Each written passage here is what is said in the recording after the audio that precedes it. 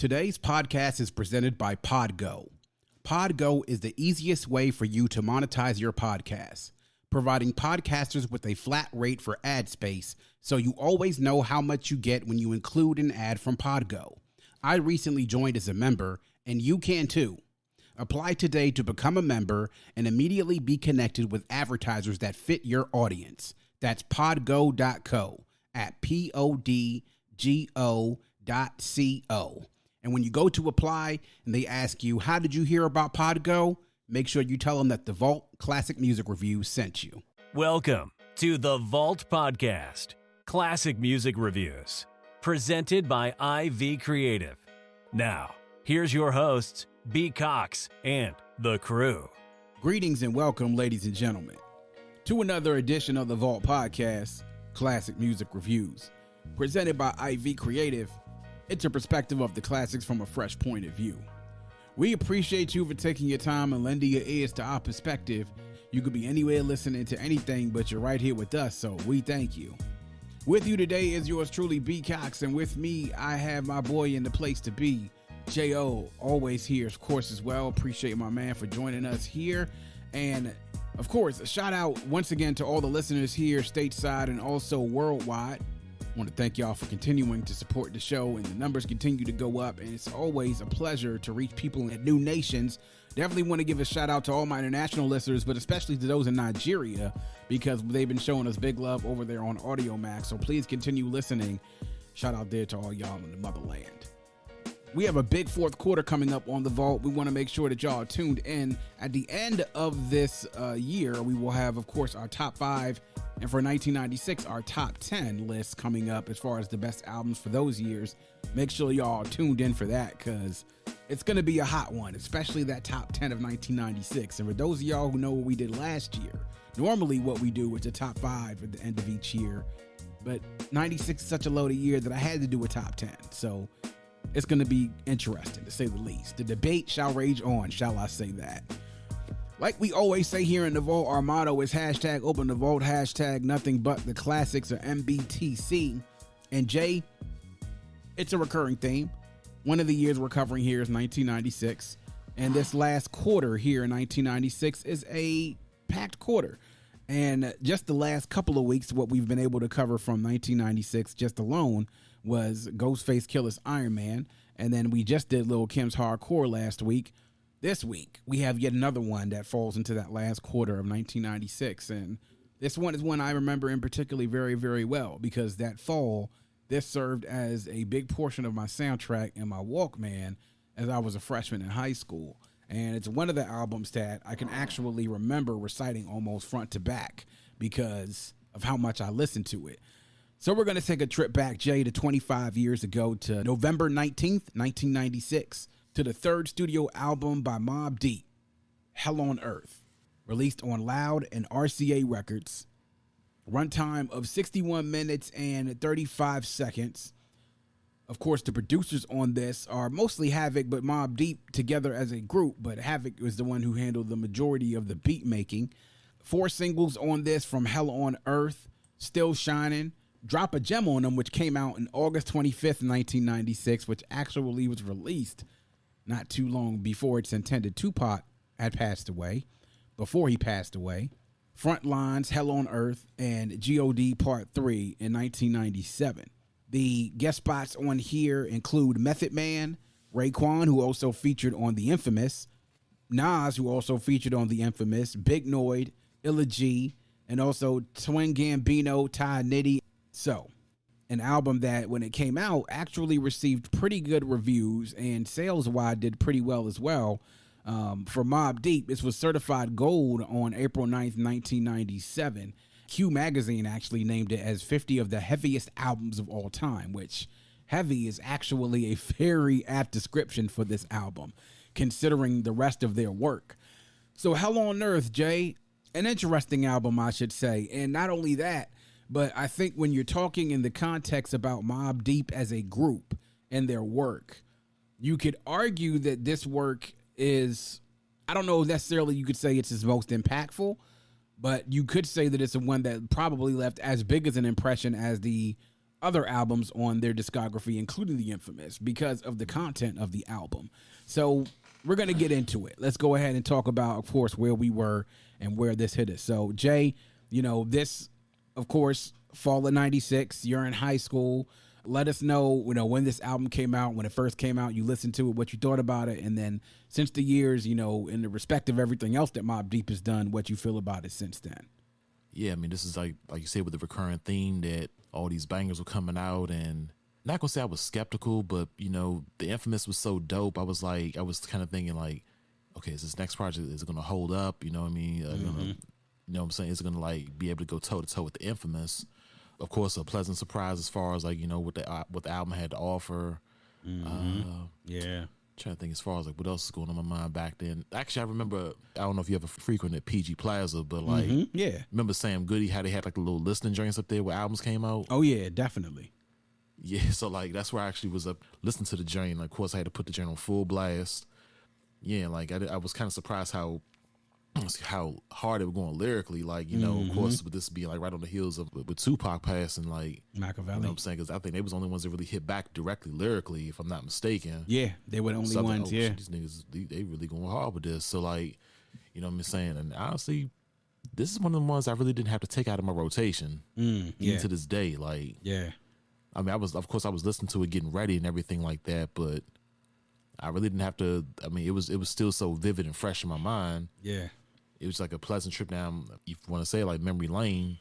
It just cemented Mobb Deep as one of those groups, and it kind of like goes back to my point, like about Havoc, how I think he's kind of underrated as a producer. You know what I'm saying? People forget Mobb Deep made their own beats. Yeah, yeah, and I think Havoc showed something this release too, because the beats as they appeared on the Infamous, you would think staying in that lane would be something that people would grasp and hold on to, but he almost went in a completely different direction with the way that the beat sounded on here, but nothing fell off. Like the quality of the beats didn't take a step down because he went like atmospherically and also sonically, he went to a different direction. They didn't suffer as a result of that.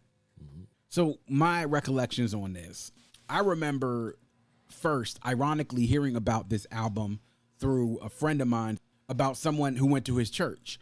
And he said that person actually was listening to it in his house. And as he was like listening to it and started getting more and more into it, he noticed like, his demeanor sort of changing. And I think like his mother, he said his mother came in the room or whatever and heard him like, basically muttering stuff from the album, asking him where he got it from. He told her, and then she took the joint and threw the CD in the trash. Oh, wow. So that made me want to listen to the album even more. So I went out and grabbed the tape, man, and I went and listened to it. Now, I was a big fan of the Infamous, obviously, because that came out during that summer or close to that spring and summer of 95. It was something that was big in my soundtrack for that summer of 95. And I'm like, what could they do next to be able to come out to counter whatever the Infamous just did? Because that was hot. You look at the tracks on the Infamous. There are so many hallmark tracks on there, Mobb Deep standard tracks that are on there to be like, yo, this shit is dope. How could you ever follow this up? And listening to this joint, it was just like, wow. The two things that I noticed off the break of this, one, the beats and the tone here was definitely a lot darker than the Infamous. And as hard as that sounds, because as street and as tough and as grimy as the Infamous sounded, this sounded a lot darker. I mean, almost like, I want to say, on the borderline of like almost horror film like. You know what I'm saying? Listening to a lot of the beats we talked about, like what Havoc did, it sounded like cinematic almost in a sense. That the beat sounded like you were in a movie. And listening to the different samples and tones that were being used kind of fit with whatever they were doing. But then the lyrics, I think, were even a little bit darker than they were on the Infamous too. Like, I think it kind of speaks to the atmosphere that was going on in rap at that time, because we talked a little bit about Drop a Gem on them, right? And we'll get into that when we get into our highlights. Like, we're talking about Mobb Deep now being embroiled almost directly in the center of what this East Coast, West Coast beef was. But even if though we talk about like the semantics and the cinema and theater that was put on as a result to make that a thing, but they were actually in the middle of it. Tupac had actually called out Mobb Deep, and specifically had called out Prodigy on record a couple of times leading up to this point. Mobb Deep was also a point that would be involved in another video that was mimicking to what the Dog Pound had done with New York, New York, when they did a track with Capone and Noriega with LA. So they were kind of like, as you know, no pun intended, on the front lines of a lot of this shit that was going on as far as the diss records between rappers on the East and rappers on the West. And I think that tone, that dark tone, spoke to like the attitude that they had. It really was like, all right, you know, we told y'all before on the Infamous, y'all didn't listen to us. Now it's war. And I think that sort of speaks as well to the album title with Hell on Earth. Like, this really was a dark, dark time when we talk about actually how things were in hip hop, and they were going to get much darker in just a few months afterwards. But the lyrics on here, man, like everyone that I got talked to, whether it's hip hop Twitter or whether you talk to other hip hop heads and your friends, like people will sit there and say, yo, this time period right here for Prodigy, this may have been like the beginning of like his peak, where he started to really put himself at the top as far as top tier level MCs in the game. Everyone really points to this album being the album where he does that. And I agree with it, because I really think he came for next on here. And I felt as though he didn't get his respect maybe during the Infamous, and he felt like he wanted to get it even more. Surprisingly, Havoc also does a great job on this as well. It was like Havoc sort of took a step up as a rapper on this too. So you have great performances lyrically by Prodigy and then by Havoc. You had this dark toned album that sounds almost like movie-like with the beats. You have good guest spots on here. I mean, Raekwon comes back for another guest spot.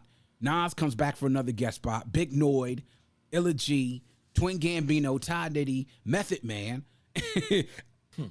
I mean, when you have all of that in an album, I mean, you can only imagine when you mix it all together and put it together what you're going to get. So this was a big part of my soundtrack heading into the fall of 96. It was this joint, and definitely the other one that I played to death was Redman, Muddy Waters. Like, these two definitely stayed in my tape deck very, very heavily that fall. So I thought it was great. I thought it was an amazing piece of work back then. And I was like, I thought it was a perfect follow-up to the Infamous. And I thought that the tone, everything, lyrically, beat-wise, I think everything sort of fit into what the time was. So if there was an album that captured the time as accurately as much as this one did, I haven't heard it yet. So now we're going to get into highlights. And there's plenty of them here on this album, I think. And I think you would agree with me, Jay. But give me an idea of your highlights, man, and any lowlights if you have them. Man, highlights. So, man, of course, the singles like G.O.D. Part 3 and Hell on Earth. Mm-hmm.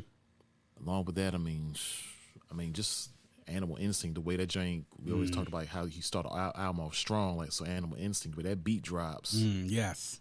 That gem was hard as hell. And then, of course, Drop a Gem on him, which I don't think was a single, but it was like one of those underground joints that everybody knew. You know what I mean? Like, yeah. For obvious reasons. Yeah.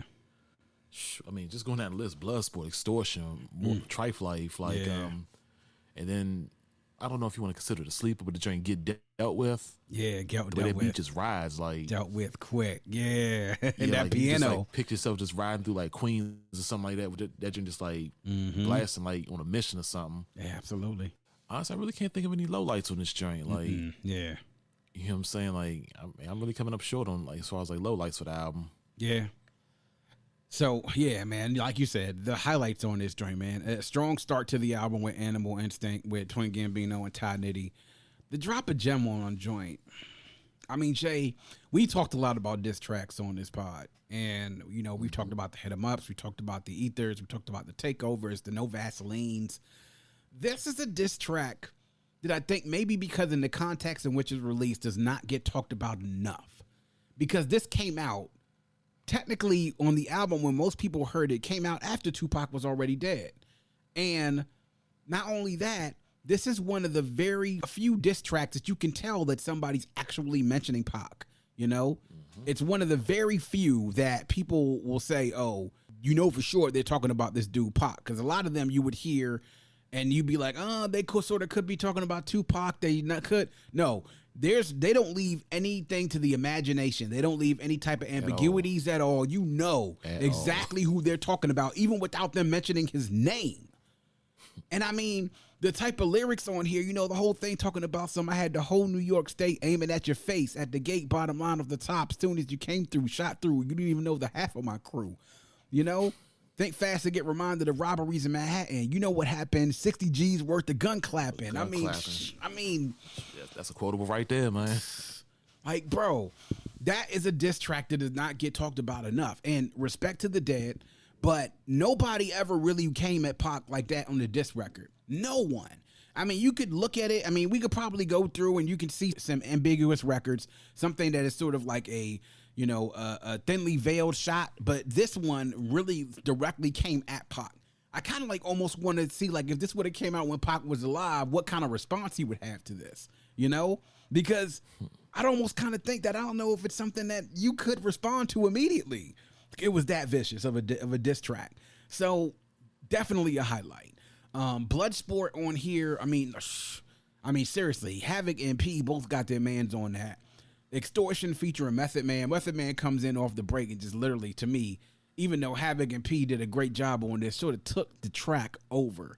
With Havoc and More Trife Life, that is, I think, a really underrated track on here because it's a Havoc solo track, and Havoc's doing a great job of painting the scene of this picture of this shorty house he goes over to. She's setting him up. He needs to call his folks to make sure they get him out of this situation. It's like you can sort of see that whole like scene forming in your head based off the picture that he's painting with these lyrics. A song, man, probably like one of my other sleeper tracks on here as well is Can't Get Enough of It. I mean, that beat, when that beat comes on, man, just that bass line and the drums, and it's just, yeah, that was one of my favorite joints back then and still one of my favorite joints now. Nighttime Vultures with Raekwon. I mean, Raekwon at this point is still in that bag, still in that Only Built for Cuban Links, just featured heavily on Iron Man, is really at the top of his game, heading into going into recording Forever with Wu-Tang. So he's still like right there in that pocket. People like to have fun during the holidays.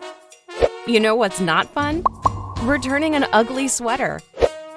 Don't give anyone an ugly sweater this year. Give Choice gift cards from giftcards.com instead, and they can pick their own sweater from some of their favorite brands. It's genius.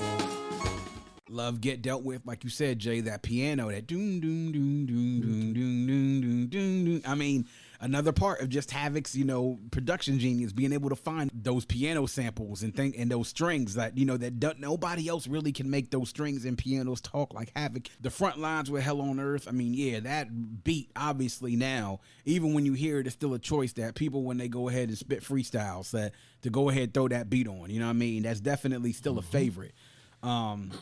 Give It Up Fast. I mean, having Nas come off the top, drop that verse and do shit, you know what I'm saying? So yeah, it's definitely a great track. To close it out though on Still Shining and Apostles Warning, like I said, man, just really a really dark tone. Not any no low lights on this joint, man. Even got God Part 3, which to me wasn't one of my favorite tracks. Hey, I love the fact that they took the sample from Scarface and flipped that into a beat. You know what I mean? That music at the end, that music with when Tony dies and he's laying in the pool in his own blood and everything. So yeah, it was an album that when you took it from one side of the tape and flipped it over to the next side of the tape, it was like, all right, I don't got to fast forward nothing. If anything, I was rewinding a lot on this tape to hear verses and to hear lines, a whole lot.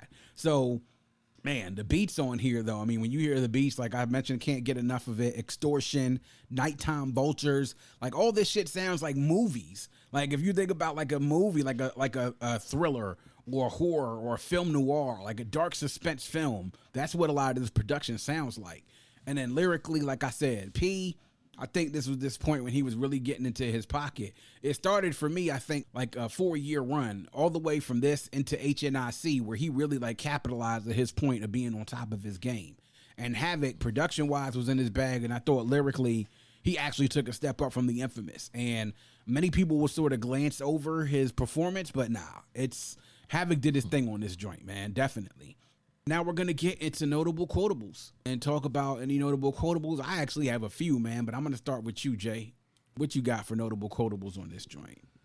I know we already touched on Drop a Gem on them, but then I'd also have to say as far as what could be perceived as a Pac diss would be Bloodsport as well, and Havoc's first verse. He was like, I kick that progress into that dumb nigga. God bless. I know you can't sleep or rest behind that bullshit. Now you rock a vest, scared to death while you walking. Fuck the talking. We straight up New York. We blowing niggas. Heart attack, stroking niggas, provoking niggas, shitting all over niggas. You roll low, you rolling thick, but yo, the mob rolls thicker. Get the liquor, turn your back, ice pick it. But fuck that. Stick it with the gat is quicker. Scared to come around my corner. You ass nigga. Do it your way all day, fake shit. What you gonna do? Out of town, play bitch and run like a faggot. Switch, take the whole shit and show the world. Don't sweat it, baby girl. I got a him and pull the gap like a stem. You all fucked up like an offbeat blend. I send messages that you couldn't read clear. Try to play the front, but got stuck in the rear. Take it as a letter, but I'm not sincere. And then the beat just rides, you know what I'm saying? The hook. And the Prodigy's verse right after that. Yeah. Yeah, man. Sound like a continuation of Pac this to me. It does. Now that you mention it, it does sound like some. Yeah. They wasn't playing around. That's right after they put Drop a Gem on them. They followed that joint up right with this joint. So they definitely had some stuff to get off on their chest about that dude Pac. You know what I'm saying? Shoot, and it was the other joint. I mean, and then of course, I mean, like Drop a Gem on him, I think goes without saying as far as like I can see why Prodigy went direct at Pac. Obviously, he got singled out. Yeah, he did. He caught a nigga out by the single cell and everything. Right, like I ain't gonna say the whole thing. He was like we was like Rikers Island flashbacks to the house. You got scuffed it and you would think to get your head chopped enough, but then now you want to go on my team. Must have been drunk when you wrote that shit. Too bad you had to do it to your own self. Like, yeah. I mean, of course I can keep going, but but it's, you know the idea. You know what he said during that joint though. Yeah, and I remember like again going back to Sam Goody, like being up in there, like you know what I'm saying. He said it, and you must have been drunk. I'm like, oh shit, that's when I really realized, like, shit. yeah, like okay, you really going at Pac on this joint. Yeah, they was going at him, man. They was going at him. He was not, because he wanted that nigga Pac said fuck Mobb Deep, so he was like, okay, for real, all right, cool, I got you, cool. You know what I'm saying, like. To get a seizure, heart attack. I'm like, God. Yeah, damn, he like when you go after a nigga health that's afterwards, yo, it becomes personal. It does. You know what I'm saying? It becomes personal. Niggas say, if you fuck around and have a seizure and shit, like, whoa, all right, dude. And he's like, all right, cool, bet. I got you. I got something for you then. Yeah. Oh, man. During Extortion. I don't know if you're going to touch on this one, but Havoc's verse, like, before Meth comes on, extortion is the key. I got the key for extortion. Spend your fortune. Did you short it like abortion? Take precaution. Infamous laws to force it. You married to the mob. Can't take it, then divorce it. Because I ain't got no time for domestic disputes. If you're scared, get a dog, don't gotta click, then recruit. You recruit, lost battalion in the mist. On your name, my shit, take it like a man, you little bitch. Like, yeah. I don't think it was a diss, but it was just a hard ass verse. From Havoc. Yeah, man, Havoc did his shit on this joint, man. Like, yo, I think that is one of the more surprising things about this album is Havoc's pen. His production stayed in the same vein, like being superior and being great, but yo, his pen on this joint, he definitely took a step up, Because I think people I think he's definitely underrated when it comes to like MC, like producer/MCs. MCs, yes, exactly. There was a list of people underrated. There were a list of people saying that name somebody who does producing and rapping just as equally as well. And I think somebody didn't put him on the list, and then somebody later on said, "Hold on." On Twitter, they were like, "Y'all done made this list, and ain't nobody put down Havoc. Like y'all are crazy, man. Y'all lost your mind, insane." So Michael, I don't know. You got any more quotables, Jay? That's it. No, I think that's all I got. Cool. So I do have more, but I'm gonna let you. You know what I'm saying? Okay. So my quotable comes from the other part of extortion, this Method's verse, and it's like I blaze your britches, PLO extortion, you fortune, the hand that rocks the cradle, caution before you enter. This Shaolin representer, carry 36 deadly shit you fucking with, top contenders, official to the bone gristle. It don't matter if you bust rhymes or bust pistols. Remember me, burn a nigga to the 3rd degree. Don't act familiar, motherfuckers. You ain't heard of me. Just peep the steed and rap how it's supposed to be. Tap the pockets, bag the goods like it's groceries. We food shopping. On top of that, we hip hopping and don't stopping. Out of state drawers dropping. The panty raiders slide on you like gators. I'm this stank bitch back out and then played her. But that ain't nothing. Crossing this dog walking. Native New Yorkin. Sloughing slang talking. Rap nigga. Mr. Freeze crowd shiver. What? Young black and don't give a fuck if the next crew get the scissor. I mean, and get into extortion. Extortion. Give it up, kid. Extortion. Bottom line, what the fuck you want to do? You eyeing me at the same time I'm eyeing you. Punk, want to pop the most junk? Be the same motherfucker with the most lumps. Chew on that shit. Meth came in that joint and just took that track over, man. It was like, yo, all right, I see you, dog. You got it. You got it. Yeah. And then my other notable quotable is actually on Bloodsport, and it's actually Prodigy's joint. So Prodigy comes in and says, yo, this ain't rap, it's Bloodsport. Your life cut short, you fell short. The pressure's on high, full court. My team formed killer instincts and firearms, dangerous stuff, minds and brainstorm wars. A life of a wild rebel who run wild, click, bow. Nigga lay down, fool stay down. Appear, disappear, hydro cloud. While you running at the mouth 100 miles a mile. Mobb Deep style from the depths of Hempstead. Getting injured, I creep quiet. Keep the live nigga inching. Listen, who are you to throw your fist in? Hit like a bitch, run like a faggot to take the whole shit. That's it. I'm here to pass here with the shit. It's time for showtime. Let's see how deep things get. You want to talk tough and get all delinquent. You find yourself all bloodied up and shamed it. Me and my nigga pioneer this violent nigga rap shit. Bust a gat, kid. No fear that. I'm laughing. What's up then? Let's take a day and touch something. I'm a maniac, brainiac, fanatic for that. Capable of combat, P counter attack. In some Hot Wheels, sending shots out from the back. It's a foul way to go, Kicko. You know the ropes, so Bloodsport, motherfucker. It's Prodigy really to me is like, I think, like I said, this was the start of like when you get to his peak. Like a lot of folks will always say like, yo, there wasn't many niggas that when they started, they reached their peak that was really on top of P. Like he was a dude that kind of had a way with his words to be able to make you feel that shit. And so I think that was really the start of that for me. I mean, it all got started with him being able to come up with killer first lines. Like, you know, I got you stuck off the realness and it's a war going on outside. No one is safe from. I mean, it's like I said, man, tons of quotables, man. Tons of quotables on this joint. We could keep going. We could keep going. I could do a podcast all about the notable quotables just on this album, bruh. Oh, man. So before we get into actual the final test and figuring out what we think about the album ultimately, I kind of wanted to sort of take a look at this. So I tend to think that Mobb Deep, like this is the run of 3-album run that I think is just about as good as any other group run out there, with the infamous Hell on Earth and then Murder Music after this. Now, a lot of people will say when it comes to Hell on Earth and the infamous, there's a lot of comparison that goes on between the two of them. So your opinion, Jay, what would you say is better between this and that one? Between infamous and Hell on Earth? I was actually really wrestling this within my mind the other night. Like, I'm saying by hair, I still have to go with the infamous. Infamous, yeah. I mean, of course, not taking anything away from Hell on Earth, but right. It's just something about the way the infamous hits versus like how Hell on Earth hits. Like, that still gives it a slight edge for me. Yeah. Even considering it was during that Renaissance of '96 and all the things that were going on during that time. Like, I mean, it's just some beats that's like just a fraction of a hair has just made it better for me. Yeah. Nah, I understand. So I think I would probably say the same as well. I think the infamous is still better than Hell on Earth, but like I said, I think it's a lot closer than people think it is.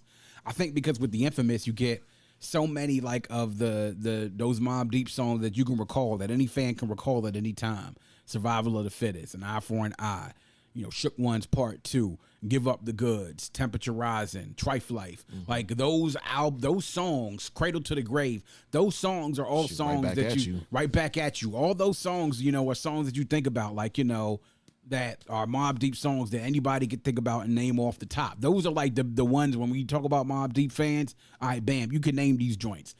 The tracks on Hell on Earth don't necessarily have that type of cachet in regards to recognition, but I say that the quality overall is probably just as good. So the infamous has the star power as far as the tracks are concerned, but I feel like Hell on Earth has a lot of depth to it. Like, not to say there were no skips on the infamous either, but I feel like on Hell on Earth, I feel like the depth may be just a little bit better, but what the infamous wins out is the fact that they have those tracks that just grab you because they're the Mobb Deep tracks that everybody will recognize immediately, and those are the ones that are like, you know, like I said, like a group has a standard set of tracks, like a group standard. Those are the group standards that they have. So I agree with you. And to take this another step further, the infamous 4.5 mics in the source. Mobb Deep, Hell on Earth, 4.5 mics in the source. Murder Music, 4.5 mics in the source. If there was ever a group that probably was disrespected by the source by anyone, it would definitely be Mobb Deep. I mean, because they literally gave them a cusp of being right on the 5 mic classic step for all 3 of those albums. And it was like, wow, those 3 in a row, mind you. So it was even like, how when Outkast said, Dre and Big Boy mentioned that, that their albums didn't get 5 mics in the source, even though they felt like they were worthy of it. That when they came on Acclaim, they mentioned that shit actually and called it out on the album. And the album was so good that the source was like, all right, y'all got it. This shit 5 mics. I can't even, you got it. So I feel like if anybody was probably disrespected by the source, I feel as though they're probably disrespected as big as anyone as far as the snub that should have gotten a 5 mic classic from any one of those 3. So now we're going to get to the test, the final test, to see what we think about it and what kind of classic we think it is. Is it a certified classic, a borderline classic, a classic just in its time, or not a classic at all? And of course, rate that on a level of 7 to 10. So Jay, what say you about Hell on Earth? Certified classic, 10 out of 10, bro. Same here with me. Certified classic, 10 out of 10. When you think that you can't follow a 10 out of 10 with a 10 out of 10, that's exactly what they did. And what I think that Hell on Earth did is showed folks that not only was Mobb Deep here to stay, but they were going to be consistent. And as long as they stuck with their formula and kept that formula going, then they would continue to put out good quality music, and it would be even timeless music. And they kept that going up until, I would say, even the next album after this with Murder Music. But unfortunately, I think once they kind of, Prodigy went off to go do his solo thing, which his solo albums were dope. I think once they got into the, the Infamy and America's Nightmare, I kind of feel like they had strayed away from the formula. And that's when, to me, I think I kind of tuned out on them. But that 3 album run right there, including this one with Hell on Earth, as good as any as you can think about as any group 3 album run. So there we are, y'all. Hell on Earth by Mobb Deep, 25 years old this week. Make sure y'all go check it out. And make sure you go read some of the reviews and the retrospectives that have come out this week for the 25-year anniversary. Like I said, one of the most heavily revered albums that I've seen in my circles, especially on hip-hop Twitter and among those who rap fans that I talk to on a daily basis, also that I grew up with. Everybody loved this album. So make sure y'all go check out Hell on Earth, man. Give it a listen and let us know what you think about us. Hit us up on social media and give us your take. And that is going to wrap up yet another edition of The Vault. Please make sure you check us out on our new host on Red Circle. You can also download, stream, and subscribe to The Vault Classic Music Reviews on any one of our streaming sources. If you go to the link in our bio on any one of our social media pages, you'll find our link tree. There you'll find all of our streaming sources and, again, all of our social media channels. You can find The Vault on Instagram on @VaultCMR Podcast, on Twitter @Vault Classic, and on Facebook and YouTube, you can search The Vault Classic Music Reviews Podcast. Like our Facebook page, subscribe to the YouTube channel, interact with us on social media. We do it here all for you. We appreciate the support, and if you have a friend, tell a friend, and make sure that that friend tells a friend. Always remember to keep your headphones on and your speakers loud, but not too loud. And as we close, we'd like to remind everyone to dream big, because dreams are the basis for creation. Always create, motivate, and elevate, because you were never destined or created to stay stationary in this life. And on that note, we say peace. Thank you for listening and coming into The Vault. Please subscribe and follow us on Facebook at IV Creative and Instagram at IVECRE8.